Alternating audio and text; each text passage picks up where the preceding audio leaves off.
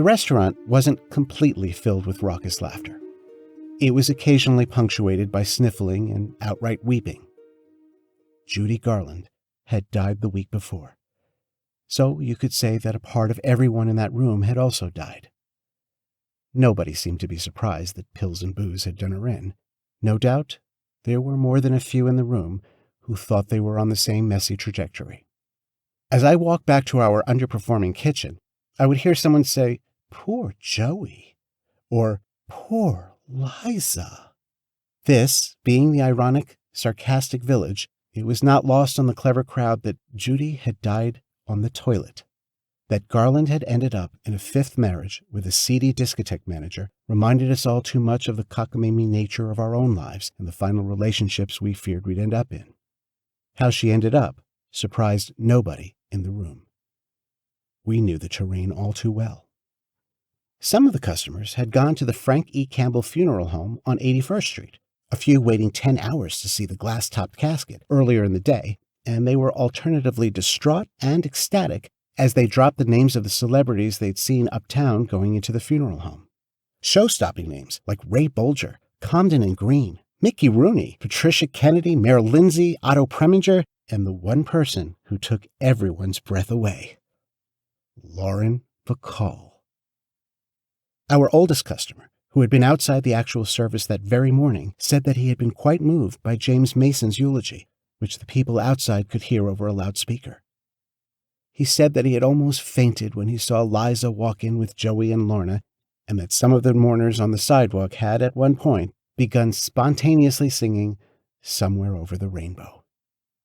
One of the diners had a single yellow rose he was holding at the table. He said it had fallen from the top of her coffin. But I had my doubts. I remember thinking that this was going to be a day in my memory like the one Kennedy was killed. When we look back at certain events in our lives, we edit and play games with ourselves and often add ridiculous moments of personal foreboding to the time preceding them, going back in dishonest time machines to plant some ESP that was never really there. But I have to say that the hot night of June 27th, 1969, there was an undercurrent of expectation in Anna's that something big was going to happen. Maybe it was a herd's sixth sense of that kind of thing, a common feeling in the room, and in maybe all the village folks in general that night, maybe all over New York City, that Judy's soul was trapped in some gray area of love and applause between life and death. Maybe it was that our souls just couldn't let go of hers. Whatever it was, there was definitely something in the air. It was a hopeful time. Well, with the roller coaster success of the civil rights movement, the free speech movement, and the zany social development that was often referred to as the counterculture. For anyone who was homosexual, the counterculture soon became a convenient new euphemism for those who loved in the shadows. All these changes had given us a sense of perhaps misplaced optimism, or at least a respite from our chronic pessimism.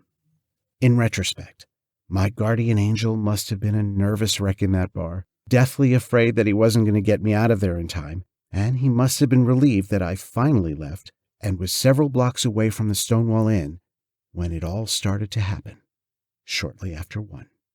On my way down Christopher Street, I saw a couple of men in suits and a couple of burly cops in uniforms walking together up the street.